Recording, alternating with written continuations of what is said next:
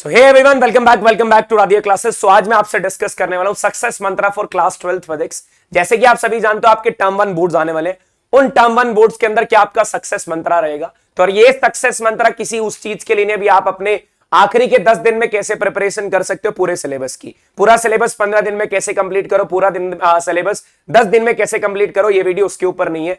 जो आपने आखिरी के 4 महीने में पढ़ा, लास्ट 4 महीने में आप पढ़ के आए हो, उसको आखिरी के 1 महीने में कैसे आपने स्ट्रैटेजी बना के प्लान करना है, कौन कौन से टॉपिक पे ज्यादा फोकस करना है, कौन कौन से वो टॉपिक होंगे जो डेफिनेटली पेपर में आते हैं, चैप्टर वाइज आपसे डिस्कस करने वाला हूं। और इसके अंदर आपके साथ डिस्कस करूंगा कि कौन कौन से क्वेश्चन डेफिनेटली कौन कौन से ऐसे टॉपिक है जिनसे न्यूमेरिकल बनते हैं। तो फटाफट से यार वीडियो को लाइक कर देना, और जिन्होंने अभी तक चैनल को सब्सक्राइब नहीं करा वो चैनल सब्सक्राइब कर लेना। अब टर्म 1 बोर्ड्स में 95 प्लस लेने की बारी है, क्योंकि यार अब हमारी प्रिपरेशन हो चुकी है। अब यार उसको सिर्फ ये हमने थोड़ा सा पाथ दिखाना भी, किस पाथ में उस प्रिपरेशन को लेके जाएं, कैसे उसकी स्ट्रैटेजी बनाएं, कैसे हम चैप्टर्स को प्रिपेयर करें, कौन कौन से चैप्टर्स पे या कौन कौन से टॉपिक्स पे ज्यादा फोकस करें। देखो हर चैप्टर से वो टॉपिक्स बताऊंगा जिसके ऊपर ज्यादा ध्यान देने की जरूरत है। इन टॉपिक्स के क्वेश्चन के, इन टॉपिक के क्वेश्चन प्रीवियस ईयर क्वेश्चन लगाओ, न्यूमेरिकल लगाओ, बहुत सारे क्वेश्चन लगाने आपने, और उसके बाद आपके बोर्ड के अंदर 95 प्लस आने से कोई नहीं रोक सकता। चैप्टर वाइज बताने वाला हूं। तो भाई पहला चैप्टर देख लो। पहला चैप्टर कौन सा हमारे पास, इलेक्ट्रिक चार्जेस एंड फील्ड। इनके देखो हर चैप्टर से 4 से 5 टॉपिक उठाए हुए हैं। वो 4 से 5 टॉपिक उस चैप्टर के बहुत इंपॉर्टेंट है, हर बारी प्रीवियस ईयर में उसका क्वेश्चन आया। और मैं आपको बता दूं, आपके 45 क्वेश्चन जो आपने अटेम्प्ट करने हैं, उसके अंदर से 30 से 35 क्वेश्चन इन टॉपिक से होने वाले हैं। तो यार गारंटी दे रहा हूं, थोड़ा बहुत इधर उधर हो सकता है, वो चल जाएगा, लेकिन हर चैप्टर से 4 टॉपिक आपको बताने वाला हूं। हार्डली 5 होंगे, किन चैप्टर्स के अंदर से 3 टॉपिक भी बताए जाएंगे। तो यार पहला जो ये चैप्टर है इलेक्ट्रिक चार्जेस और फील्ड, इसके अंदर जो हमारे टॉपिक इंपॉर्टेंट है वो है Coulomb's law and it's numerical. देखो यार कूलम्स लॉ से और उसके न्यूमेरिकल आने के चांसेस ज्यादा है भाई। इक्विलिब्रियम ऑफ फोर्सेस होता है, फोर्स नेट फोर्स निकालना, ये क्वेश्चन सीबीएसई में देखे गए हैं। फिर आता है इलेक्ट्रिक डायपोल, इसकी एक्सियल पॉइंट, इक्वेटोरियल पॉइंट और उसके बाद टॉर्क आता है। इनके फॉर्मुलाज याद कर लेना, इन फॉर्मुलाज के बेसिस पे आपका क्वेश्चन आ सकता है। जिनके सिलेबस में डेरिवेशन आनी है तो भाई उनकी डेरिवेशन भी इंपॉर्टेंट है। फिर यह इलेक्ट्रिक फ्लक्स, सबसे तगड़ा क्वेश्चन इलेक्ट्रिक फ्लक्स से बनता है इस चैप्टर का। तो इलेक्ट्रिक फ्लक्स आपको बहुत अच्छे से क्लियर होना चाहिए। जितने भी प्रीवियस ईयर क्वेश्चन है, जितने भी हमारे पास एमसीक्यूज है, सारे लगा डालो एमसीक्यू इसके ऊपर जो इलेक्ट्रिक फ्लक्स का है। जहां तक लग रहा है इलेक्ट्रिक फ्लक्स का एक क्वेश्चन आपके एग्जाम में आने वाला है। फिर आई गॉस थ्योरम। यार गॉस थ्योरम के बारे में आपको सबको पता होगा, गॉस थ्योरम एक मोस्ट इंपॉर्टेंट टॉपिक है इस चैप्टर का।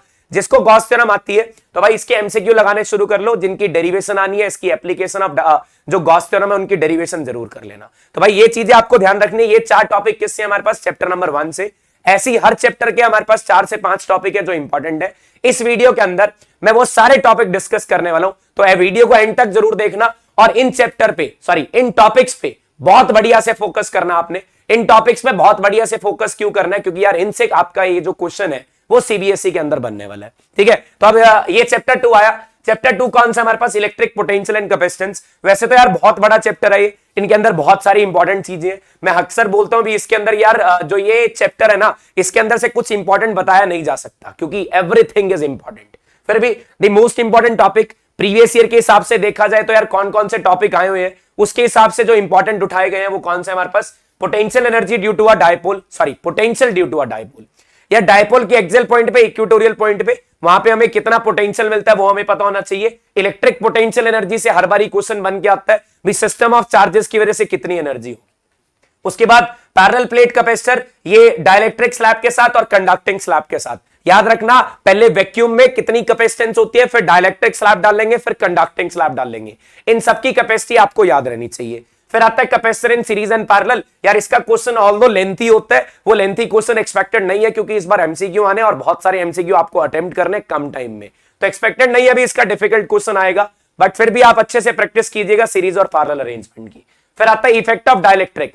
डाइलेक्ट्रिक डालने के बाद उसकी इलेक्ट्रिक फील्ड, पोटेंशियल, एनर्जी और चार्ज पे क्या फर्क पड़ता है व्हेन बैटरी रिमेन्स कनेक्टेड और डिस्कनेक्टेड। ये वाला टॉपिक बहुत इंपॉर्टेंट है, इससे हर बारी क्वेश्चन देखा जा रहा है। तो यार इन टॉपिक्स को जरूर पढ़ के जाना चैप्टर नंबर 2 से, क्योंकि एक डिफिकल्ट चैप्टर काउंट होता है। अगर डिफिकल्ट चैप्टर काउंट होता है तो यार इन टॉपिक्स पे मेनली आपको फोकस करना है और इन टॉपिक्स को बहुत बढ़िया से प्रिपेयर करना है। ठीक है, फिर चलते हैं अब थर्ड पे, जो हमारा चैप्टर नंबर 3 है। ये चैप्टर नंबर 3 है करंट इलेक्ट्रिसिटी। इस करंट इलेक्ट्रिसिटी में से कुल 4 टॉपिक ऐसे हैं जो कि मोस्ट इंपॉर्टेंट माने जाते हैं। यार मैं हर बार ही बोलता हूं इन 4 टॉपिक से क्वेश्चन जरूर बनता है। और वो 4 टॉपिक कौन से? सबसे पहले यार ड्रिफ्ट वेलोसिटी। ड्रिफ्ट वेलोसिटी का हर एक रिलेशन आपको याद होना चाहिए। ड्रिफ्ट वेलोसिटी का एक्सप्रेशन क्या होता है, इसका करंट के साथ क्या रिलेशन होता है, ये एक्सप्रेशन आपको याद रहना चाहिए।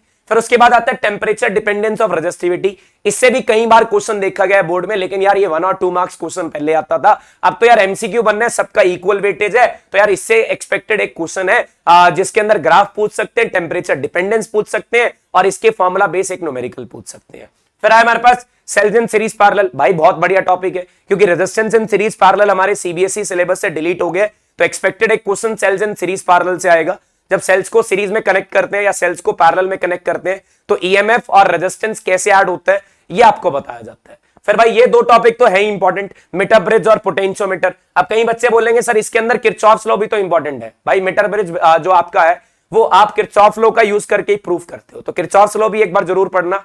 किरचॉफ्स लॉ, मीटर ब्रिज और पोटेंशियोमीटर, ये टॉपिक आपके चैप्टर नंबर 3 से इंपॉर्टेंट होने वाले हैं। और यार ये बहुत इंपॉर्टेंट टॉपिक है, मैं बता रहा हूं, अगर आप इस वीडियो के अकॉर्डिंग इन टॉपिक्स पे थोड़ा सा ज्यादा ध्यान दे लेते हैं तो यार आपके बहुत बढ़िया नंबर आने से कोई नहीं रोक सकता। मैं कह रहा हूं 95 प्लस का टारगेट लेके चलो, 95 प्लस आएंगे, लेकिन ध्यान रखना इन टॉपिक्स पे बहुत बढ़िया से फोकस होना चाहिए। सारे प्रीवियस ईयर क्वेश्चन लगे होने चाहिए, सभी एमसीक्यूज की, मतलब मोस्टली आप इन टॉपिक से एमसीक्यूज जो होते हैं उनको नहीं छोड़ने वाले हो, हर एक टाइप का क्वेश्चन बना के जाने वाले हो। ठीक है, अब चलता हूं यार चैप्टर नंबर 4 पे। चैप्टर नंबर 4 कौन सा मेरे पास? Magnetic effect of current. इसके अंदर यार वैसे तो सारे टॉपिक इंपॉर्टेंट है, देखा जाए तो चैप्टर 2 और चैप्टर 4 है ना, उसके अंदर टॉपिक सारे इंपॉर्टेंट है, लेकिन फिर भी एक सिलेक्टेड टॉपिक्स हैं जो बोर्ड के हिसाब से देखा जाता है भी सीबीएसई बोर्ड कौन से टॉपिक ज्यादा उठाता है। तो इसके अंदर है बायोट-सेवर्ट लॉ, इसका न्यूमेरिकल। आपको सारे रिजल्ट याद होने चाहिए। सर्कल पे मैग्नेटिक फील्ड कितनी, सर्कल के सेंटर पे मैग्नेटिक फील्ड, स्ट्रेट कंडक्टर की मैग्नेटिक फील्ड, स्ट्रेट कंडक्टर की डेरिवेशन एग्जाम में नहीं आती है। Magnetic field due to a solenoid, solenoid के अंदर मैग्नेटिक फील्ड कितनी होती है, जिनके पेपर में डेरिवेशन आनी है, डेरिवेशन इंपॉर्टेंट है, नहीं तो यार रिजल्ट याद रखो और एमसीक्यूज लगाओ, क्वेश्चन लगाओ इसके अंदर। ठीक है, चलिए इसके बाद आता है हमारे पास फोर्स होना, चार्ज पार्टिकल। चार्ज पार्टिकल पे कितनी फोर्स लगती है जब उसको मैग्नेटिक फील्ड में रखा जाता है? Force between 2 parallel wires. भाई ये शायद स्पेलिंग गलत होगी है, लेकिन भाई बहुत खतरनाक टॉपिक है ये खतरनाक टॉपिक है, बहुत बार मैंने पेपर में देखा ही है। ये पैरेलल वायर्स के बीच का टॉपिक जो होता है ना, बहुत बार एग्जाम में आया हुआ है, तो सीबीएसई के लिए इंपॉर्टेंट टॉपिक है। भाई सेम डायरेक्शन में करंट कैरी करते हैं तो ये क्या करते हैं, अट्रैक्ट करते हैं, अपोजिट डायरेक्शन में they are going to repel each other, ऐसे कुछ टॉपिक होते हैं। और फिर आता है मूविंग कॉइल गैल्वेनोमीटर। इससे एक्सपेक्टेड क्वेश्चन है इस बार सीबीएसई बनाएगी, और वो सीबीएसई क्वेश्चन कहां से बनाने वाली है? Conversion of galvanometer into ammeter and voltmeter. Directly इससे भी क्वेश्चन आ सकता है, लेकिन यार गैल्वेनोमीटर आपको बहुत अच्छे से पढ़ना है, सारे पीवाईक्यूज लगाने हैं, बहुत सारे एमसीक्यूज की प्रैक्टिस करनी है इसके अंदर, याद रखना है इसके अंदर। तो ये बातें आपको क्लियर हुई चैप्टर नंबर 4 से। तो ये वो इंपॉर्टेंट टॉपिक्स हैं जो आपके बोर्ड्स की प्रिपरेशन को बूस्ट अप करने में हेल्प करेंगे।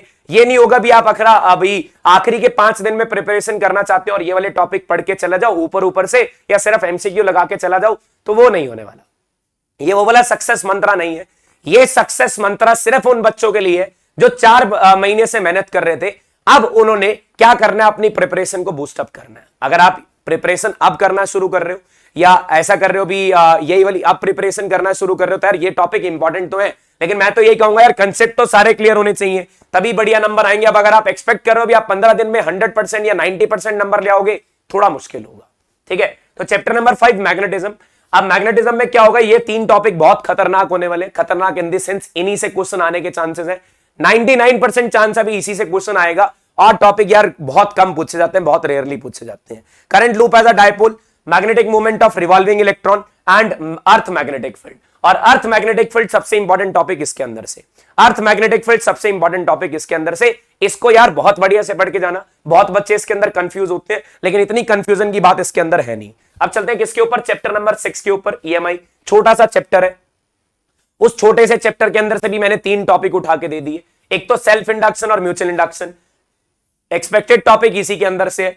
दूसरा टॉपिक है मोशनल ईएमएफ। यार ये तो टॉपिक तो तभी क्लियर हो पाएंगे ना जब आपको फेरेडे लॉ आते हैं, ठीक है, इसलिए फेरेडे लॉ भी ऐड कर दिया इसके अंदर। फेरेडे लॉ के साथ साथ motional EMF, self and mutual induction, ये 3 टॉपिक आपका ईएमआई बना सकते हैं, आपकी जिंदगी नहीं बना सकते। ठीक है, तो आपका ईएमआई बनाने के लिए आपको ये 3 टॉपिक करने हैं। इलेक्ट्रोमैग्नेटिक इंडक्शन से आपके ये 3 टॉपिक सबसे इंपॉर्टेंट है। फिर चलते हैं आखिरी चैप्टर पे जो हमारा कौन सा, ऑल्टरनेटिंग करंट, फेज डायग्राम्स, फिर LCR circuit. LCR circuit is the most important, इसी का फेज डायग्राम भी आपको आना चाहिए। Resonance of series LCR circuit, भाई एक्सपेक्टेड क्वेश्चन यहां से होगा। रेजोनेंस और resonance of series, sorry LCR circuit and resonance of series LCR circuit, expected question यहीं से होगा। फिर ट्रांसफार्मर से एक एमसीक्यू आने के चांसेस है। भाई मैं ये देख रहा था जितने भी सैंपल पेपर आज तक रिलीज हुए हैं, चाहे वो किसी भी पब्लिशर का है, उसके अंदर इस टॉपिक का क्वेश्चन जरूर है, ट्रांसफार्मर का।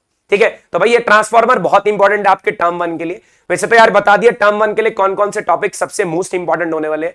ये टॉपिक्स आपके सामने भाई मोस्ट इंपॉर्टेंट टॉपिक है, इनको जरूर फोकस करना, इन टॉपिक्स के ऊपर ज्यादा ध्यान देना है। बाकी टॉपिक भी पढ़ रहे हैं, मैं ये नहीं बोल रहा आपके फुल मार्क्स आ जाएंगे बाय दीज टॉपिक्स। आपको बहुत हेल्प मिलेगी, आपके जो मार्क्स है वो कुछ इंक्रीज होंगे अगर आप इन टॉपिक पे ज्यादा फोकस करते हो। ठीक है, तो ये मेरा सक्सेस मंत्र उन स्टूडेंट्स के लिए जो अपनी प्रिपरेशन करते हुए आ रहे हैं और अपनी प्रिपरेशन को बूस्ट अप करना चाहते हैं, रिवाइज करना चाहते हैं। रिवाइज करते हुए कौन से टॉपिक पे ज्यादा ध्यान देना चाहिए, ये वो टॉपिक्स थे। तो भाई all the very best for your term 1 exam. बढ़िया से करके आना, बहुत अच्छे से करके आना। हृदय बैच, राधिका क्लासेस और अपने पेरेंट्स का और अपने विशाल सर का नाम रोशन करके आना। थैंक यू सो मच, मिलेंगे बहुत जल्दी क्लासेस के अंदर।